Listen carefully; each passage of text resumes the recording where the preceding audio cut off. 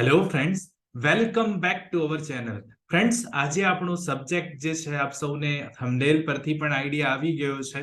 Civil procedure કોડના ઓર્ડર્સની આપણે series અગાઉ સ્ટાર્ટ કરી દીધી હતી અને આજે સિવિલ પ્રોસિજર કોડના ઓર્ડર નંબર 1 ના રૂલ નંબર 6 થી રૂલ નંબર 10 વિશે આજે આપણે બહુ જ ડિટેલમાં સમજવાના છીએ. વાત હોય ઓલ ઇન્ડિયા બાર એક્ઝામિનેશનની, ગુજરાત સિવિલ જજ એક્ઝામની, LLB એક્ઝામની કે પછી કાયદા ક્ષેત્રના કોઈ પણ એક્ઝામની, સિવિલ પ્રોસિજર કોડ હંમેશાની જેમ બહુ જ અગત્યનો સબ્જેક્ટ રહેલો છે અને અહીંયાથી અલગ અલગ પ્રશ્નો ઘણી બધી રીતે પૂછાતા હોય છે. ખાસ કરીને વાત હોય તો MCQs પૂછાતા હોય છે. તો ફ્રેન્ડ્સ, આજે સૌથી પહેલા આપણે ઓર્ડર નંબર 1 ના રૂલ નંબર 1 રૂલ નંબર 6 થી રૂલ નંબર 10 ને ક્લિયર કરીશું, ક્લિયરલી સમજી જઈશું ને ત્યારબાદ એમાંથી કયા પ્રકારના MCQs ફ્રેમ થાય છે એ MCQs પણ જોઈશું ને એના આન્સર આપવા માટે પ્રયત્ન કરીશું. તો friends, this is Chirag sir અને આપ જોઈ રહ્યા છો કોઈ પણ કાયદાને ગુજરાતી ભાષામાં ખૂબ જ સરળતાથી સમજાવતી ગુજરાતની નંબર 1 અને આપ સૌની મનપસંદ YouTube channel real education gadget. તો ફ્રેન્ડ્સ, જે પણ કોઈ સ્ટુડન્ટ્સ આજે અમારી ચેનલ પર નવા છે, પ્લીઝ ચેનલને સબસ્ક્રાઇબ કરી લો, બેલ નોટિફિકેશન દબાવવાનું જરાય નહીં ભૂલતા જેથી આવનારા તમામ વિડીયોઝના નોટિફિકેશન આપ સૌને સૌથી પહેલા મળી જાય. તો ફ્રેન્ડ્સ, બિલકુલ સમયને નહીં બગાડીએ, જલ્દીથી જલ્દી સ્ટાર્ટ કરીશું. પણ સ્ટાર્ટ કરતા પહેલા નીચે જે લાઇકનું બટન છે એ જરૂરથી દબાવી દેજો. ફ્રેન્ડ્સ, સ્ટાર્ટ કરીએ.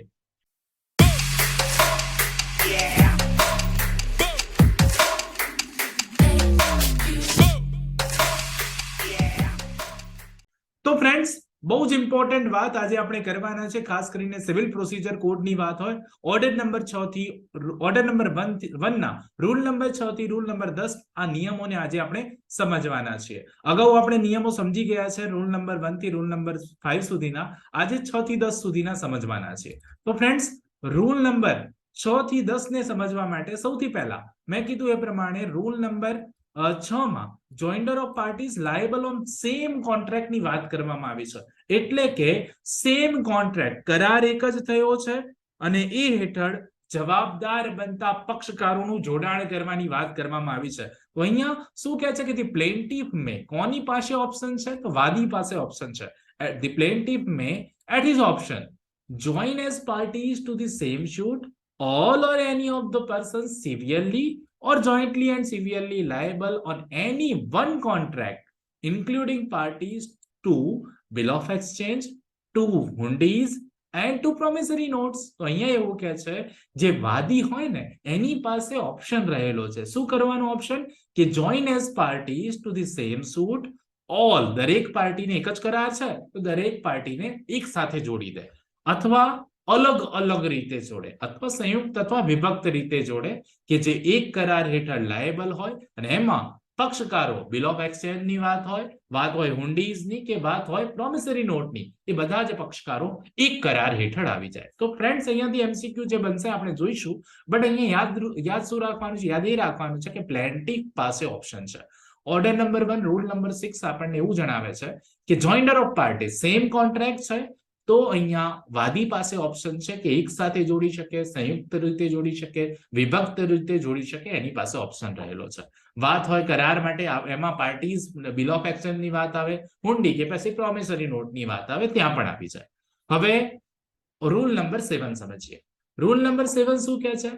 when plaintiff in doubt from whom redress is to be sought. તો અહીંયા એવું કહે છે કે પ્લેન્ટિફ હવે ડાઉટ ની વાત કરે છે, કોની પાસેથી દાદ માંગવી એ વિશે વાદીને કઈ સંશય હોય તો અહીંયા એવું કહે છે કે where the plaintiff is in doubt as to the person from whom he is entitled to obtain redress એટલે દાદ અથવા જે રિલીફ ની વાત છે. તો વાદી શંકામાં હોય કે હું ખરેખર કોની પાસેથી માંગુ, મારે જે રિલીફ જોઈએ છે. ઘણા બધા પ્રતિવાદીઓ હોય તો અહીંયા એવું કહે છે કે he may join 2 or more defendants in order that the question as to which of the defendant is liable. તો અહીંયા એવું કહે છે કે વાદી જે છે ને એક અથવા એકથી વધારે ડિફેન્ડન્ટને જોઈન કરી શકે જો એના મનમાં સંશય છે કે મને આની પાસેથી નહીં મળે કે પછી બીજા પાસેથી મળશે કે ત્રીજા પાસેથી મળશે, એવું સંશય હોય તો પછી એ એક કરતા વધારે પ્રતિવાદીઓને જોડી શકે, may be determined as between all the parties, અને સાથે સાથે એ નિર્ણય જે છે ને તમામ પક્ષકારો વચ્ચે થાય, જેથી એટલા માટે એ 7 નંબર મુજબ વાદી જોડી શકશે. બહુ જ ઇમ્પોર્ટન્ટ વાત. હવે મોસ્ટ ઇમ્પોર્ટન્ટ રૂલ કન્સિડર કરી શકું તો એ છે 8 નંબરનો રૂલ. ઓર્ડર 1 રૂલ 8 જે છે ને રિપ્રેઝેન્ટેટિવ ની વાત કરે છે. ઘણીવાર રિપ્રેઝેન્ટેટિવ પ્રતિનિધિત્વ તરીકેનો દાવો, પ્રતિનિધિત્વ તરીકેનું આનું સ્થાન ઘણીવાર પૂછાય છે. રિપ્રેઝેન્ટેટિવ સૂટ ઘણીવાર આપ સૌએ સાંભળ્યું હોય. તો ઓર્ડર 1 નો રૂલ નંબર 8 જે છે ને બહુ જ અગત્યનો છે. ઘણીવાર અલગ અલગ પરીક્ષામાં ઓર્ડર 1 રૂલ 8 પૂછાતો હોય છે. ઓર્ડર 1 રૂલ 8 શું કહે છે તો જોઈએ. One person may sue or depend on behalf of all in same interest. જો ઇન્ટરેસ્ટ સેમ છે તો ઘણા બધાના બિહાફ પર એક વ્યક્તિ જઈને દાવો કરી શકે, અથવા તો ઘણા બધાના બિહાફ પર માત્ર એક વ્યક્તિ શું કરી શકે એનો બચાવ કરી શકશે. તો most important, where there were numerous persons having the same interest in one suit. ઘણા બધા વ્યક્તિઓનો સેમ ઇન્ટરેસ્ટ હોય એક જ દાવા માટે. તો અહીંયા એવું કહે છે કે one or more of such persons may, with the permission of the court, sue or be sued or any defend such suit on behalf of or for the benefit of all such persons interested. તો દરેક વ્યક્તિઓ જેનું હિત એમાં સમાયેલું હોય તેવા દરેક વ્યક્તિઓને અહીંયા એવું કહે છે કે with the permission of the court. આ બહુ જ ઇમ્પોર્ટન્ટ કે અદાલતની પરવાનગીથી આવી વ્યક્તિઓ ડિફેન્ડ કરી શકે, દાવો દાખલ કરી શકે, એમના વિરુદ્ધ દાવો દાખલ કરી શકાય કે જે એમનું હિત રહેલું હોય.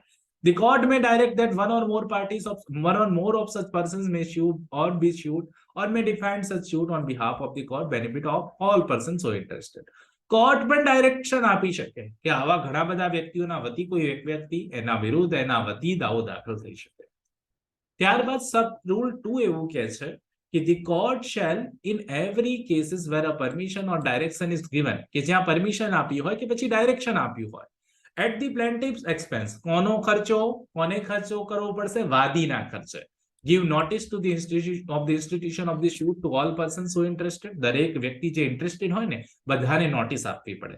Either by personal service, કાં તો પર્સનલ સર્વિસ થી આપવામાં આવે, where by reason of the number of persons or any other cause such service is not reasonably practicable. ઘણા બધા વ્યક્તિ હોય તો પર્સનલ સર્વિસ તો રીઝનેબલ પ્રેક્ટિસેબલ લાગતી નથી. Then by public advertisement, જાહેર નોટિસ આપી દેવામાં આવે, જાહેર નિવેદન આપી દેવામાં આવે. At the court each case may direct. જે રીતે અદાલત ડાયરેક્શન આપે એ રીતે આવું નોટિસ આપવી પડે. 3 નંબર જુઓ. Any person on whose behalf or for whose benefit a suit is instituted or defended under sub rule 1 may apply to the court to be made a party to the suit.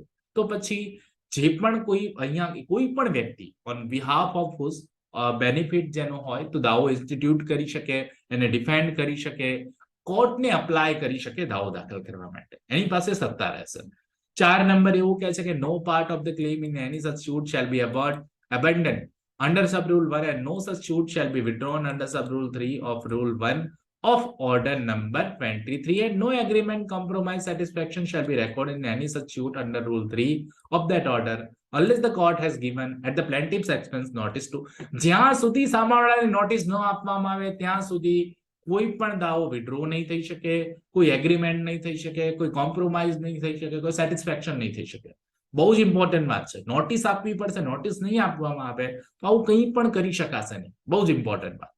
Where any person suing or defending in any suit not proceed with due diligence in the suit or defense, the court may substitute in his place any other person having the same interest in the suit.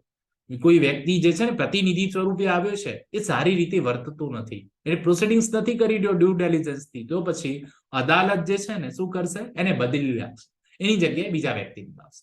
A decree passed in a suit under this rule shall be binding on all persons on whose behalf or for whose benefit the suit is instituted or defined as the case may be. Decree pass થઈ શકશે. બહુ simple વાત છે. આમાં તો explanation આપેલું છે. જુઓ. For the purpose of determining whether the persons who are sued or defend have the same interest in one suit, એવો પ્રશ્ન ઉભો થાય. ખરેખર આ બધા વ્યક્તિઓ વતી આ વ્યક્તિ આવે છે તો બધા વ્યક્તિઓનો હિત તો છે ને અંદર, એવો પ્રશ્ન ઉભો થાય. It is not necessary to establish that such persons have the same cause of action. દરેક વ્યક્તિનું સેમ cause of action હોય એવું ક્યાંય જરૂરી નથી. Or whose benefit they sue or are sued or defend the suit as the case may be. તો અહીંયા એવું કેવું છે કે બધાનું સેમ cause of action હોવું જરૂરી નથી. એવો પ્રશ્ન ઉભો થાય પણ ખરો, તેમ છતાં બધાનું સેમ કોઝ ઓફ એક્શન હોવું જરૂરી નથી. એક્સપ્લેનેશન એવું સમજાવે છે. 8 એની વાત કરીએ. Power of court to permit a person or body of persons to present opinion or to take part in the proceedings. અદાલત પાસે એવી સત્તા છે કે વ્યક્તિને શું કરી શકે? વ્યક્તિ અથવા બોડી ઓફ પર્સન્સને ઓપિનિયન આપવા માટે કહી શકે કે તમે આમાં પ્રોસિડિંગ્સમાં ભાગ લો ને ઓપિનિયન આપો. While trying a shoot, દાવો ચાલતી વખતે the court may be satisfied that a person or body of person is interested in any question of law which is directed and substantially in issue in the shoot, and that it is necessary in the public interest to allow that person or body of person to prevent his or its opinion on that question of law, permit that person.